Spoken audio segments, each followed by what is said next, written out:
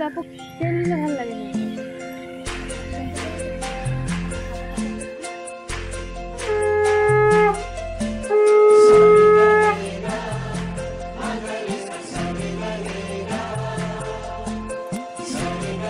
মাছটা ভালোই বড় আছে না?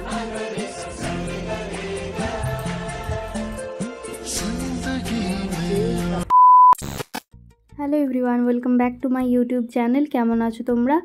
আশা করছি তোমরা সবাই অনেকটা ভালো রয়েছো, সুস্থ রয়েছো, আর আমিও অনেক ভালো রয়েছি ও সুস্থ রয়েছি। আর চলো আজকে আবার একটা নতুন ব্লগ নিয়ে তোমাদের মাঝখানে চলে আসলাম।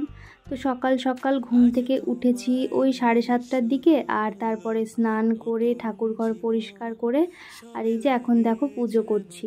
কারণ তোমরা তো জানো আমি প্রত্যেক দিন সকালবেলা ঠাকুর পুজো করি, কারণ আমার ঠাকুর পুজো করতে বেশ ভালো লাগে।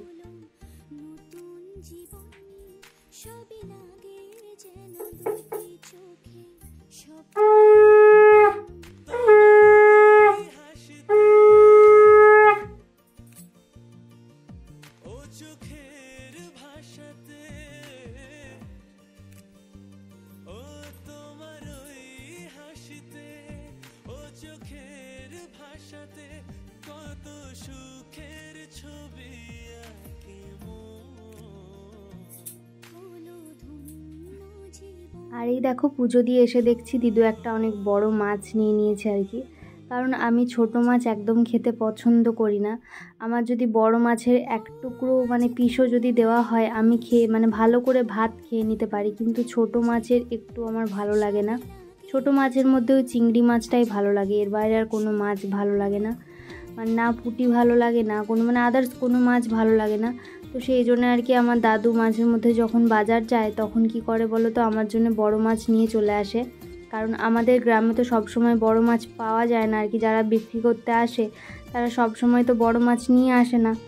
তো ওই জন্য আজকে দিদু অনেক কষ্টের পরে এরকম একটা মাছ পেয়েছে আর কি। বড় মাছ বলতে কীরকম জানো তো, সে অনেক বড় কাতলা পোনা হয় সেই মাছের আর কি। পিসগুলো যেরকম হয় সেরকম একটু যদি পিস হয়ে যায় আমার আর কিছু চাই না। আর দিদু মাছ কাটছে ওইদিকে, বললো মাছটা ধুয়ে আমি দিচ্ছি তোকে, আর ততক্ষণে আমি আর কি সবজিটা বসিয়ে দিচ্ছি।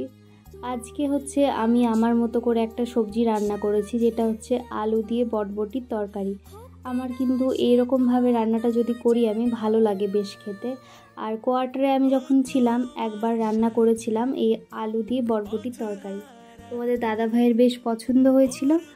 আর এর মধ্যে আমি একটু সোয়াবিন অ্যাড করেছিলাম, কিন্তু আমার বাড়িতে যেহেতু এখন সোয়াবিন নেই তো সেই জন্য আমি সোয়াবিন দিতে পারলাম না। ওই সবজিটা হওয়ার পরে এদিকে মাছের ঝাল বসিয়ে দিচ্ছি আর কি। সর্ষে বাটা আর কাঁচা লঙ্কা দিয়ে ভালো করে কষিয়ে নিয়েছি, এবারে ভাজা মাছগুলো দিয়ে দেবো। আর দিদুকে বলেছিলাম মাছের মাথাটা কাটতে, কিন্তু মাছের মাথা কাটেনি, বলছে মাছের মাথা তোকে খেতে হবে। কিন্তু আমার না মাছের মাথা খেতে একদম ভালো লাগে না। আমার ওই মাছের লেজা খেতে ভালো লাগে, আর ওই পিস ভালো লাগে আর কি, কিন্তু মাথা জানি না কেন ভালো লাগে না। আর আগের দিনের কিছু ছোট ছোট মাছ নিয়েছিল আর কি, আমার দাদুর যেহেতু ওই ছোটো বাটা মাছগুলো খুব পছন্দের আর কি, বাটা পোনা, তো সেই জন্য নেওয়া হয়েছিল। তো সেইগুলো ফ্রিজে ছিল।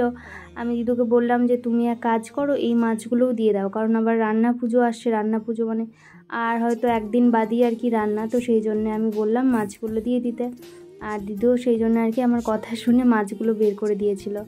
তো তারপরে রান্নাবান্না সব কমপ্লিট করে আর এদিকে আমি চলে এসেছি আমার বিছানাটা গোছাতে, কারণ বিছানা একদম গোছানো ছিল না। আর সকালবেলা যখন ঘুম থেকে উঠি আমি সত্যি কি বলবো, কোয়ার্টারে থাকলে ঘরের বিছানা গুছিয়ে নিই, কিন্তু আমি আমার বাড়িতে থাকলে প্রত্যেক দিন বিছানা গোছানোর কথা মাথায় আসে না, সত্যি বলতে ভুলেই যাই আমি। তো সেই জন্য আর কি এখন আমি বিছানাটা গোছাচ্ছি। আর এখন গরম যেহেতু ওই জন্য মাদুর পেতে শুই, তো মাদুরটাকে ভালো করে ঝেড়ে আর পেতে দিলাম। আর এইবারে এই পাকার ঘরটাকে আর কি ঝাড়ু দেব, তারপরে হচ্ছে মুছবো, কারণ এই গরমের দিনে যদি পাকার বাড়ি না মোছা হয় কেমন গরম ভাপ ওঠে বলো তো। আর তোমাদের দাদাভাই আমাকে ফোন করেছিল আর কি একটু আগে, তো ও বলল যে ভালো আছে ও, যেমন আমাদের কথা হয় আর কি। আসলে তোমাদের দাদাভাইকে না মাঝের মধ্যে খুব মনে হয় জানো তো। তো তো সেই জন্য আমি কি করি বলো তো, তোমাদের দাদাভাইয়ের যে একটা ফটো বাঁধিয়েছিলাম, তোমাদেরকে দেখিয়েছি হয়তো, সেই ফটোটা কিন্তু প্রত্যেকটা দিন আমার কাছে থাকে রাত্রিবেলা। এই যে এই ফটোটা দেখো, এই ফটোটা হচ্ছে মানে সব সময় আমি আমার বিছানায় রেখে দিই। আর রাত্রিবেলা যখন ঘুমাই তখন কিন্তু এই ফটোটা আমি দেখে মানে তাকিয়ে থাকি, আর তাকিয়ে থাকতে থাকতে ঘুমিয়ে পড়ি, কখন আমি নিজেই বুঝতে পারি না। এইটা যে শুধু আমার ক্ষেত্রে তা কিন্তু নয়, তোমাদের দাদাভাই তো আর বড় ফটো ফ্রেম নিজের কাছে রাখতে পারবে না, তো সেই জন্যে বিয়ের আগেই আর কি মানি ব্যাগে ও আমার ছবি মানে রেখেছে আর কি, বিয়ের আগের থেকেই রয়েছে। তো সেই ছবি দেখতে দেখতেও কখন ঘুমিয়ে পড়েও আমাকে বলে যে কখনো ফোনে ছবি দেখি তোমার, বা কখনো মানি ব্যাগে যে ছবিটা থাকে সেটা দেখে আর ঘুমিয়ে পড়ি। আসলে দুজনের এখন এটাই জীবনের নিয়ম আর কি। কারণ দেখো, ভিডিও কল তো তোমাদের দাদাভাইয়ের সাথে অনেক দিনই হয় না, আর জানি না কবে তোমাদের দাদাভাইয়ের সাথে ভিডিও কলে কথা হবে একটু। তো সেই জন্য তোমাদের দাদাভাইও এইভাবে দিন কাটায় আর আমিও এইভাবেই দিন কাটাই।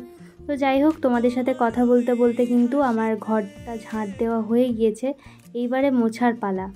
আর এই মানে ডান্ডা দেওয়া মোছাটা কিনে নিয়ে আসার পরে ঘর মোছাটা যেন আরও ইজি হয়ে গেছে, মানে অনেক তাড়াতাড়ি ঘরটা মোছা যায়। তো সেই জন্যে এই জিনিসটা খুবই কাজের বলতে পারো। আর ঘরটা মুছে দিয়ে আমি যাব একটা জায়গা, মানে চাল কুটতে দেবো আর কি, যেহেতু আর কি দাদু তাল নিয়ে এসছে বাজার থেকে, তো সেই জন্য আর কি তালের বড়া হবে আগের দিনের মতো, কিন্তু এবারে হচ্ছে ময়দা দিয়ে হবে না, এবারে হবে চালের গুঁড়ো দিয়ে। কারণ আমার চালের গুঁড়ো দিয়ে তালের বড়া কিন্তু খুব খেতে ভালো লাগে। আর ওই জন্য আর কি ঘর মুছে আর হাত ধুয়ে এখন মাথাটা আঁচড়ে নিচ্ছি, এরপরে সিঁদুর পরবো, টিপ পরবো আর যাব। গলাটা লেগেছে।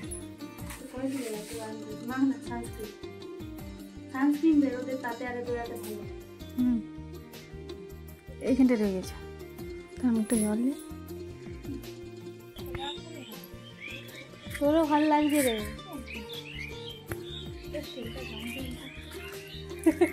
ব্রাইটনেসটা কমানো আছে। কালো দেখাচ্ছে দাদা আমার তো কিছু নাই, এখন দেখছি কি হচ্ছে মুখে আমি ভালো লাগে। আর এখন মানে টুকিটাকি সেজে গুজে বলতে ওই সিঁদুর টিপ আর চুলটাকে আঁচড়ে নিয়েছি, এবার যাচ্ছি।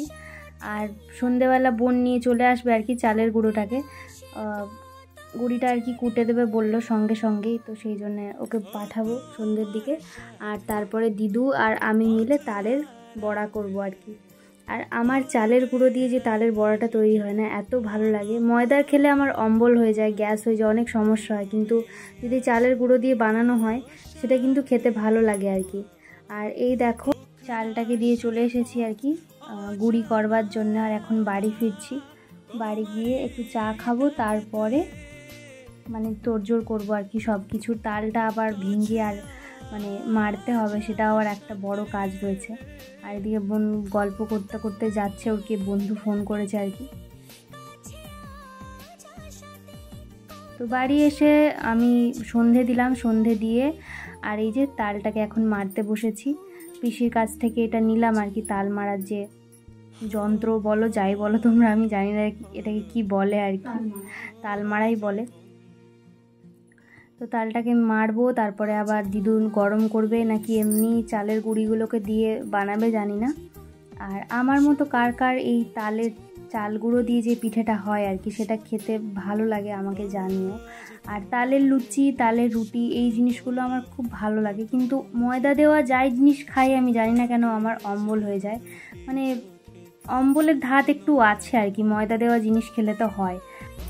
ওইটাই বলছে, আমাকে বলছে পিয়ারে কি জিরা লঙ্কা দিয়েছে যে চালের সঙ্গে। আমি হাইলো জিরা লঙ্কা কেন দিয়ে, বলছে তাহলে জিরা লঙ্কা গুঁড়া চিকটা হয়তো ওই জন্য গন্ধ উঠেছিল জানো, আমি ভেবেছি দিয়ে দিয়েছে ভুল করে, হয়তো কি গন্ধ উঠেছে কলে দিয়ে দেওয়ার সময়। জিরা লঙ্কা হলুদের গুঁড়ো চালটায় গন্ধ উঠেছি তো না, মানে চিকটাই ছিল নাকি জানিনি, ওই জানি জিরা লঙ্কা কেন দিলে গো বন্ধ করতে। আজকে হচ্ছে একটা মজার ব্যাপার, মানে যেই চালটা আর কি গুঁড়ি কোটার জন্য দেওয়া হয়েছে তার মধ্যে ছিল আর কি ছোট ছোট একটা দুটো জিরে। তো সেই জন্য আর কি যেই চালটা আর কি ভাঙার জন্য দিয়েছে মেশিনে, সে কি জিরে জিরে গন্ধ। আমার বোন এসে বলছে দিদি তুমি জিরে মিশিয়েছিলে চালের সাথে, আমার এত হাসি পেয়েছে। তো সেই জন্য আর কি আলোচনা হচ্ছিল। আর এই দেখো এখন চা বসাচ্ছি আর কি, মানে বসিয়ে চা হয়েও গিয়েছে।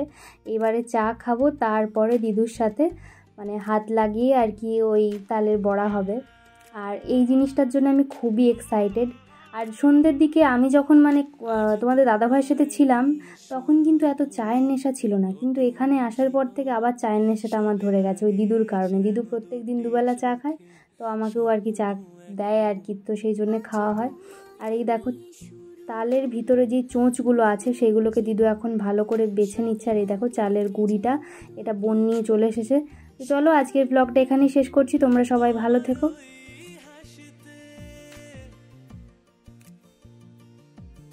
চোখের ভাষাতে